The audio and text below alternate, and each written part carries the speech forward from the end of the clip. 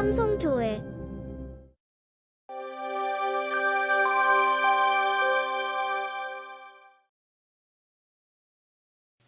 할렐루야, 할렐루야. 지난 한 주 평안하셨습니까? 평안하셨습니까? 이번 주에 우리 평신도 주일을 맞이해서 우리 예배 순서를 우리 평신도 분들에게 좀 부탁을 드렸습니다. 그래서 그런지 몰라도 코로나 이전의 예배 모습을 잠시나마 되찾을 수 있었던 것 같아서 참으로 은혜로웠습니다. 여러분들은 어떠셨나요? 남의 일이라고. 아무튼 이 코로나 사태는요 반드시 끝나게 될 줄로 믿습니다. 아니 그렇게 될 것입니다. 그리고 백신 맞는 분들도 점차 많아지고 있으니 이 예배 자리도 분명 빈자리가 점점 사라지게 될 줄로 믿습니다. 제 바람은요 우리 수요 예배도 오늘 예배처럼 순서 맡으신 분들이 있으면 얼마나 좋을까. 또 우리 늘 기쁘게 찬양했던 우리 금요 심야 예배도 함께 모여서 찬양하며 예배하면 얼마나 좋을까. 또 주일 오후에 함께 모여 식사하고 또 함께 모여 찬양하고 또 함께 모여 기도하는 그러한 시간이 오면 얼마나 좋을까라는 그러한 꿈을 꿉니다. 수요 예배도 우리 속회별로 혹은 가정별로 특송할 수 있으면 이 또한 얼마나 좋을까라는 꿈을 품습니다. 가능하겠죠? 가능하겠죠? 희망을 품고 기도하면 이루어질 줄로 믿습니다. 그래서 우리 교회에서도 여러 가지 작은 그런 일들을 좀 하고 있습니다. 사진 보여주시면 우리 디모데관에 이렇게 파라솔을 또 작년처럼 작년에 못했죠. 코로나 때문에 이제 준비했습니다. 그리고 제 생각으로는 하나 더 설치해서 이제 좀 시원한 바람이 불면 함께 밖에 나가셔서 차도 한잔 하시고 또 함께 이야기도 나눌 수 있으면 얼마나 좋을까 하는 생각도 해봅니다. 아무튼 우리가 희망을 품으면 귀한 하나님의 역사가 일어나게 될 줄로 믿습니다. 아멘. 지난주 설교 말씀 기억하십니까?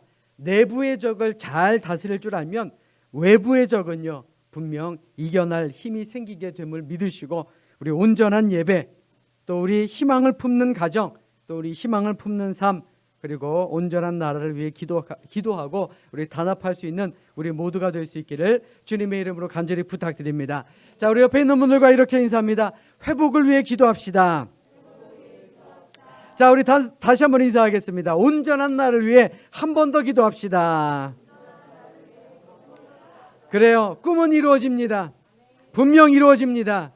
우리 온전한 날 모든 것이 회복되는 그 날을 꿈꾸는 우리 모두가 되시기를 주님의 이름으로 축원합니다. 우리 성경을 높이 들고 우리의 믿음을 고백합시다. 우리 성경을 높이 듭니다. 우리 함께 믿음을 고백합시다. 저는 예수 믿어 구원받았습니다. 저는 예수 믿어 하나님 자녀 되었습니다. 저는 예수 믿어 천국 백성 되었습니다. 하나님께서 선물로 주신 오늘 하나님 말씀으로 가르침을 받습니다. 눈을 열어 죄의 법 안에 있는 놀라운 진리를 보고 깨닫게 하소서. 아멘으로 순종하여 하나님께 영광 돌리는 삶이 되게 하소서. 아멘. 그런 삶이 되시기를 주님의 이름으로 축원합니다. 우리가 사람들을 만나다 보면요 사람들 가운데는 희한하게 일복이 많은 사람이 있습니다. 저도 생각해 보면 나도 일복이 많았나 라는 그런 생각이 들 때도 있는데요. 자신이 일복이 많아서 어디를 가든지 일에 시달린다라고 생각하는 그런 사람이 있었습니다. 직장에서도 집에서도 자기에게 주어진 일들이 너무 많다고 투덜댑니다. 그러다가 아내를 따라서 교회에 나갔습니다. 자기 딴에는 예배 안에는 좀 쉴 수 있겠구나라고 생각을 해서 교회에 나왔는데 이게 웬걸요. 교회는요 모임도 많지요. 또 봉사할 것도 많지요. 또 가야 할 것도 많지요. 해야 할 것도 많지요. 예배도 많지요. 새벽 기도도 해야 되죠. 그러다 보니까 이 사람이 야, 나 이러다가 죽겠다 하면서 교회를 떠났다라고 합니다. 그러던 어느 날 그가 눈을 떠보니 자기가 천국에 와 있는 겁니다. 그 천국은 어떤 곳이었느냐? 아름다운 산이 있고 들이 있고 맑은 물이 흐르고 요리하지 않아도 천지에 먹을거리가 쌓여 있고 게다가 바가지 긁는 사람, 간섭하는 사람들도 없었다라는 것입니다. 자고 싶을 때 자고 산책하고 싶을 때 산책하고 그러다 보니 야 여기가 진짜 천국이구나 하는 생각을 합니다. 그런데 그렇게 꼭 한 달을 보내고 나니 점점 심심해지기 시작합니다. 삶이 무료해지기 시작합니다. 그래서 그곳을 지키는 천사에게 어디 얘기할 만한 말동무 없을까요? 라고 묻습니다. 그러자 천사가 대답합니다. 여기에는 그럴 만한 사람이 없습니다. 그러면 좀 소일거리라도 좀 제가 좀 움직일 수 있는 그런 일 좀 없을까요? 라고 묻습니다. 그러자 천사는 대답하기를 여기에는 당신이 할 수 있는 일이라고는 그저 먹고 쉬고 자는 일이 전부입니다. 라고 대답하는 것이었습니다. 마침 하늘 저 건너편을 보니까 많은 사람들이 분주하게 왔다 갔다 하면서 땀을 흘리며 일을 합니다. 그가 천사에게 이렇게 부탁을 합니다. 차라리 저를 저 지옥으로 좀 보내주세요. 라고 떼를 씁니다. 그러자 천사가 그 남자에게 이렇게 말합니다. 당신은 여기가 천국인 줄 알았나요? 지금 당신이 서 있는 이곳이 바로 지옥입니다. 라고 대답을 했다라는 이야기입니다. 한번 생각해 보십시오. 내 곁에 사랑하고 내 곁에 섬길 수 있는 사람이 있다는 것, 이것이 얼마나 아름다운 일입니까? 또 내가 감당할 수 있는 일이 있다라는 것, 내가 땀 흘릴 수 있는 일이 있다라는 것, 내게 사명이 있다라는 것, 나의 삶의 목적이 있다라고 하는 것, 이것이 얼마나 근사하고 멋진 일이냐라는 것입니다. 물론 인생을 살다 보면 지칠 때도 있습니다. 하루하루 살아가는 것이 버겁게 느껴질 때도 있습니다. 모든 것이 십자가처럼 느껴질 때도 있습니다. 그러나 no pain, no gain 이라는 말처럼 대가 없는 승리는 없음을 늘 기억하시기를 주님의 이름으로 간절히 부탁드립니다. 오늘 본문에서도 비전을 가지고 전진하는 이 느헤미야라는 사람을 기다리는 것은 그저 평탄한 삶, 앞길이 확실한 그런 삶이 아니었습니다.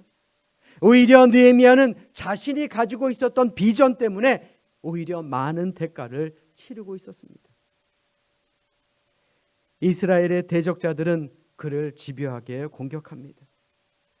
성벽을 쌓아 나아갈수록 그를 점점 더 집요하게 공격하기 시작한 것입니다. 그럼에도 불구하고 느헤미야는 하나님께 대한 신뢰, 끈질긴 기도, 그리고 이스라엘 백성들의 헌신을 통해 위기를 극복하고 마침내 성벽을 완성할 수 있었습니다. 그런데 문제는요, 성벽을 완성했다라고 해서 이제 앞으로 좋은 일들만 있을 것이다, 우리가 성벽 다 지었으니 이제 앞으로 평안한 삶이 될 것이다 라는 생각은 버려야 한다는 것을 우리에게 가르쳐 줍니다. 그래서 이런 말이 있죠. 사단은 전쟁에서 패한 것처럼 보여도 결코 그 자리를 떠나지 않는다.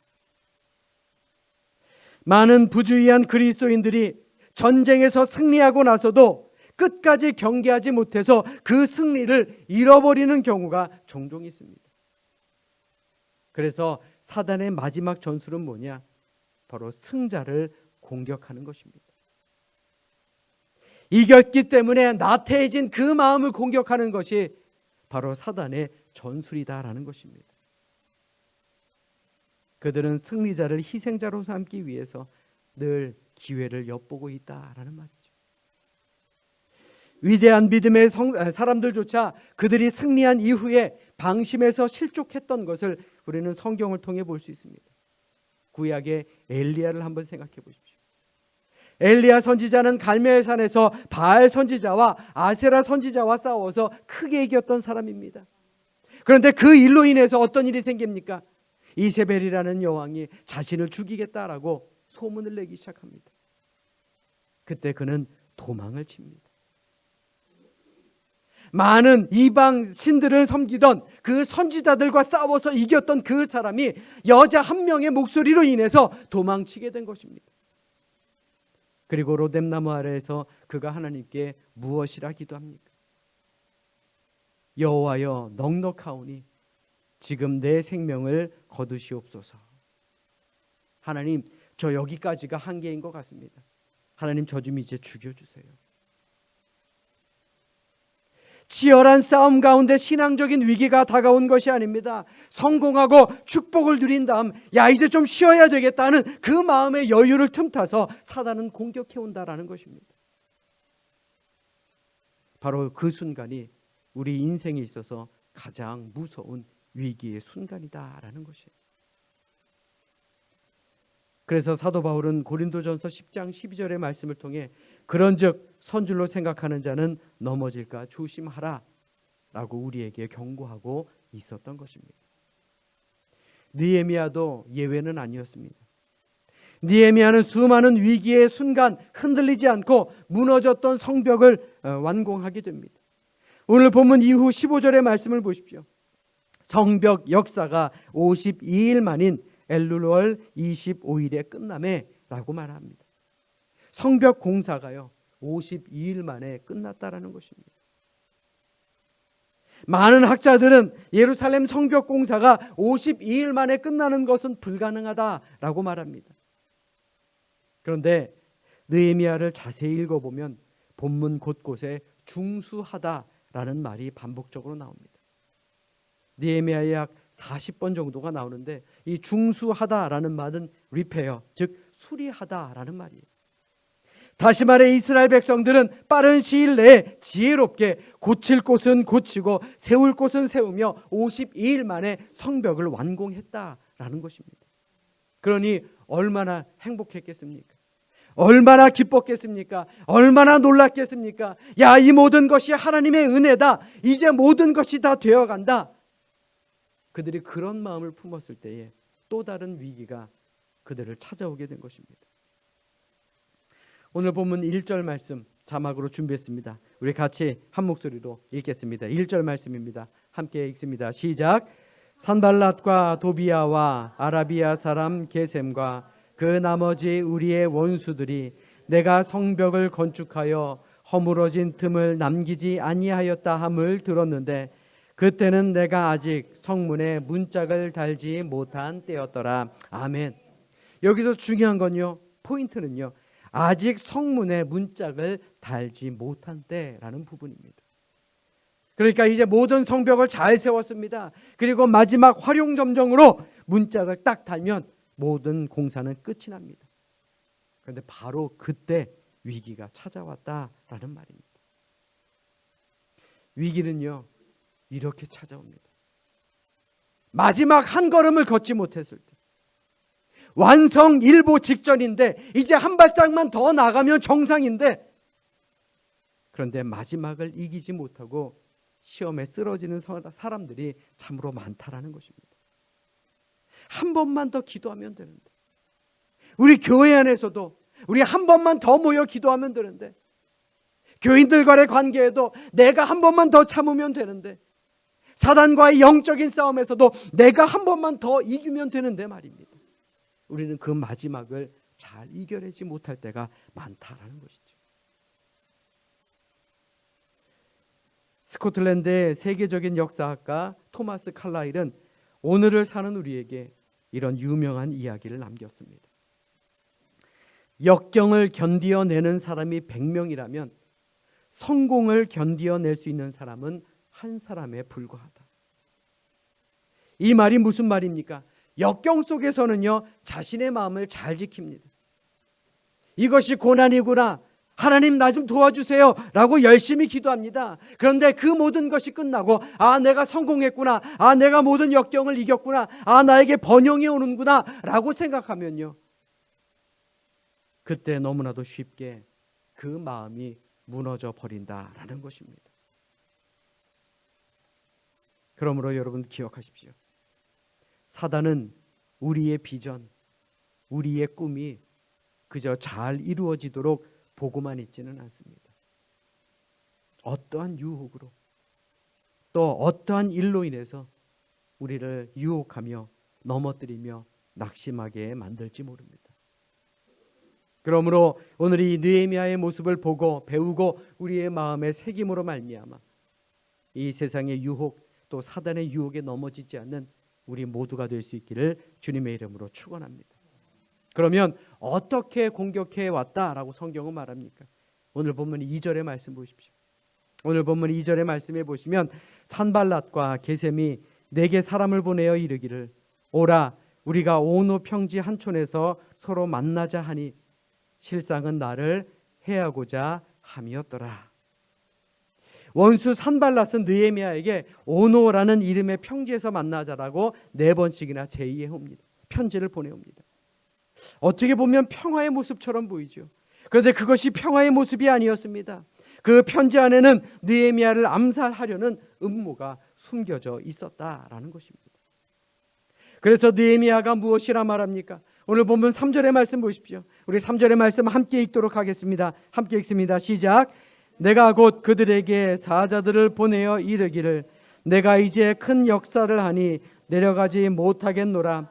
어찌하여 역사를 중지하게 하고 너희에게로 내려가겠느냐 하매. 아멘. 이 말은요, 내가 성벽 건축의 마지막까지 완성할 때까지 끝까지 흔들리지 않고 내게 주어진 책임을 완수하겠다라는 의지의 표현이었습니다. 그에게 있어서 가장 중요한 것이 무엇입니까? 그가 해야 될 일이 무엇입니까? 성벽 재건입니다. 성벽을 다시 쌓는 것입니다. 이 지상 과제를 두고 우왕좌왕하는 것은 결코 하나님의 뜻이 아니다. 나는 본질에 집중하겠다라는 말입니다. 하나님께서 가장 소중히 여기는 것, 우리 인생의 비전, 하나님께서 기뻐하시는 일, 내가 그것을 세우는데 내 모든 자원을 다 집중하고 동원하겠다라는 의지의 표현이었다라는 것입니다. 한마디로 하나님의 말씀, 하나님의 비전, 하나님께서 내게 맡겨주신 그 사역에 내 인생을 걸겠다. 그러니 지금은 다른 곳에 신경 쓸 때가 아니다. 본질에 집중할 때다 라고 그들에게 편지를 다시 보낸 것입니다. 사랑하는 여러분, 오늘날 우리 주변에도요 참으로 많은 사람들이 이 산발랏과 같은 모습으로 우리의 집중력을 방해할 때가 있음을 기억하시길 바랍니다. 더욱이 살다 보면 어떻게 저 사람이 나를 저렇게 비판할까? 저 사람이 나를 비판하고 공격할 사람이 아닌데, 내가 저 사람을 내 생명처럼 가족처럼 여겼는데 왜 나를 비판하나? 왜 내 믿음 생활을 방해하나? 하는 경우도 있을 것입니다. 바로 그때가 말씀과 비전, 즉 본질에, 하나님께서 여러분들에게 주신 그 삶의 본질에 집중해야 할 때다라는 말입니다.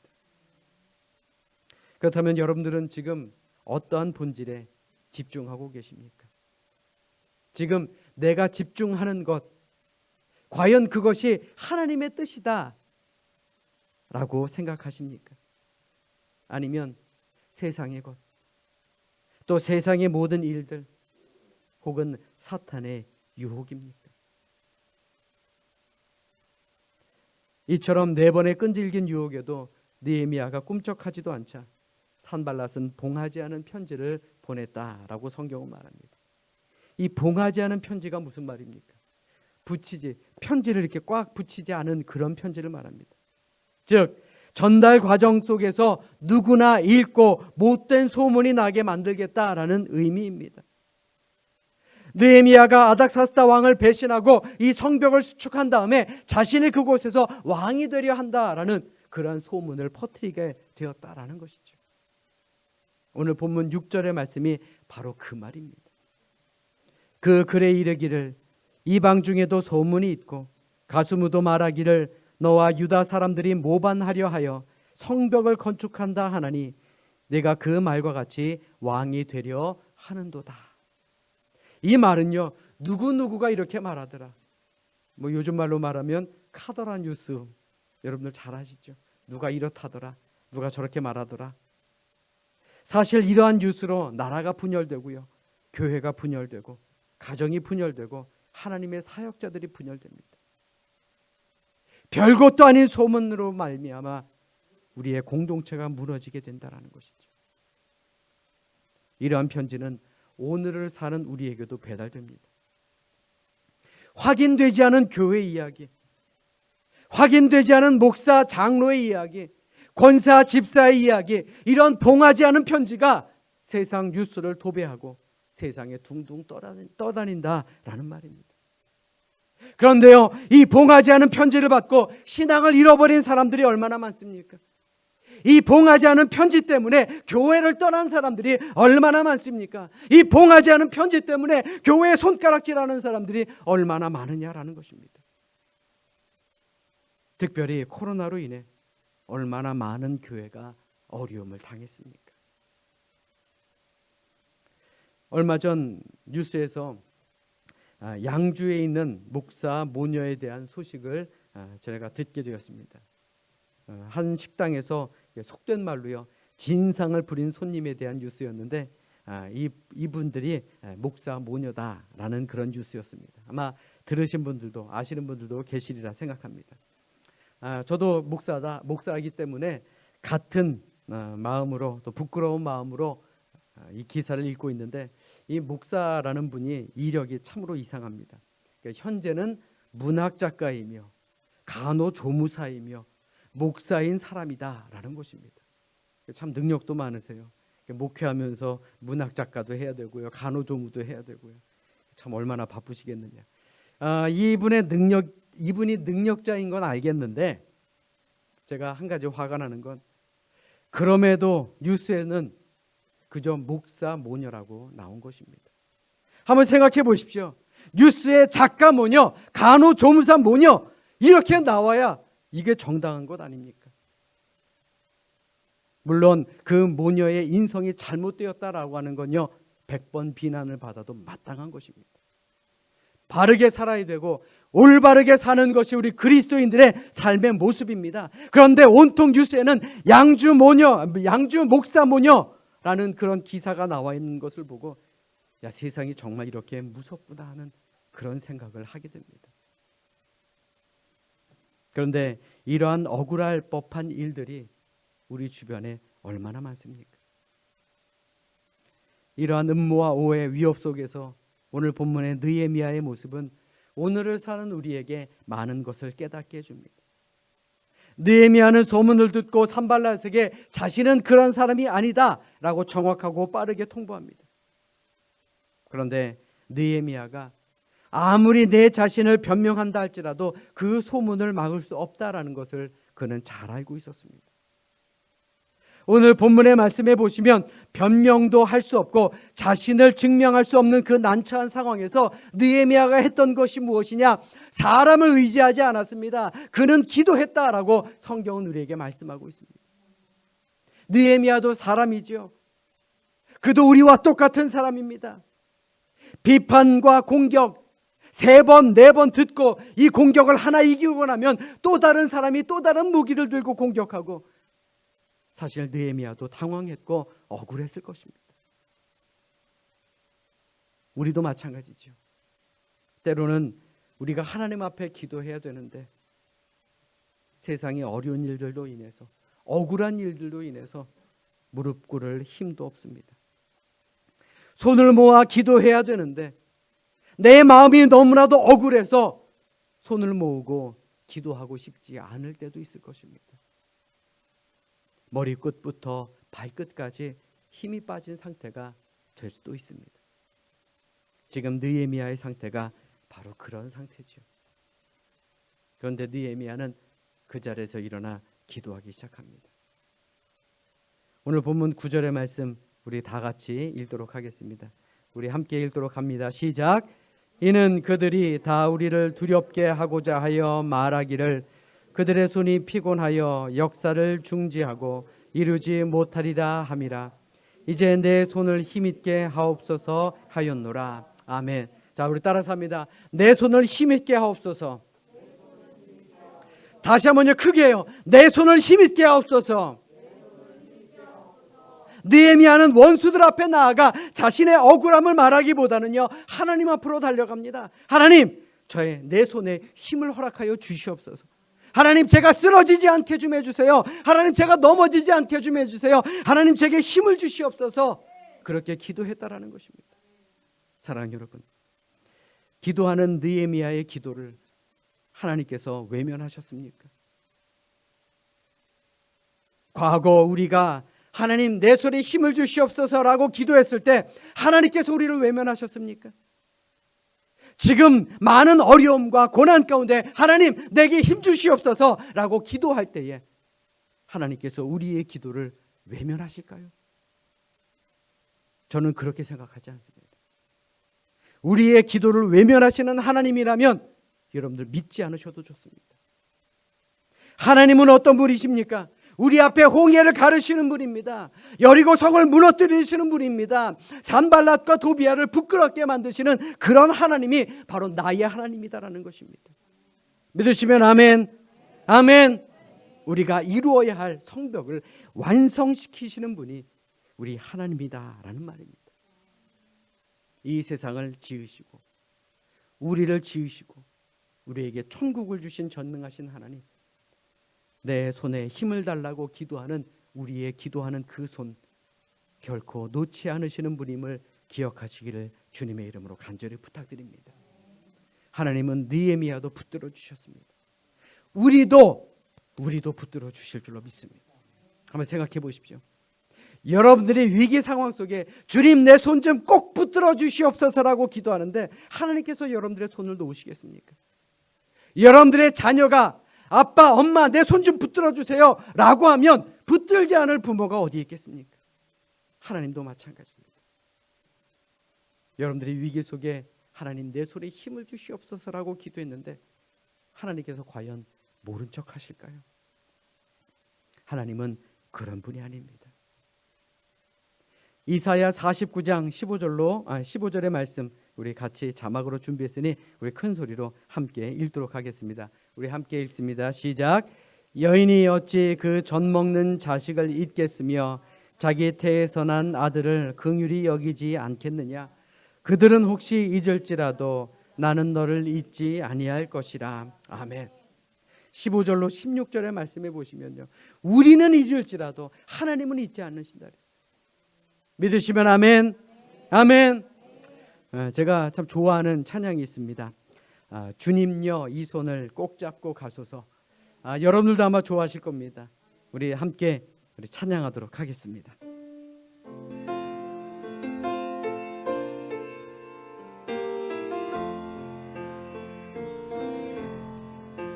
주님여 이 손을 꼭 잡고 가소서.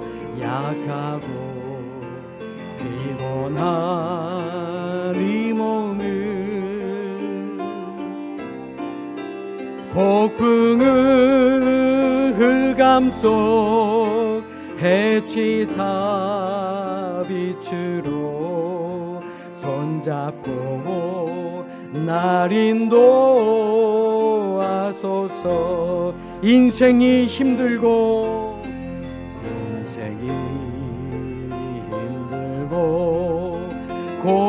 고난이 겹칠 때 주님여 날 도와주소서. 외치는 이 소리 귀 기울이시사 손잡고 날 인도.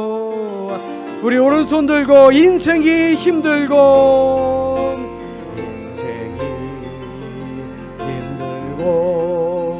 고난이 겹칠 때 주님여 날 도와 주소서.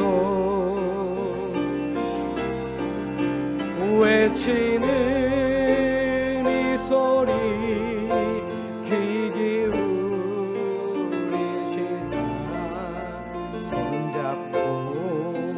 날 인도하소서.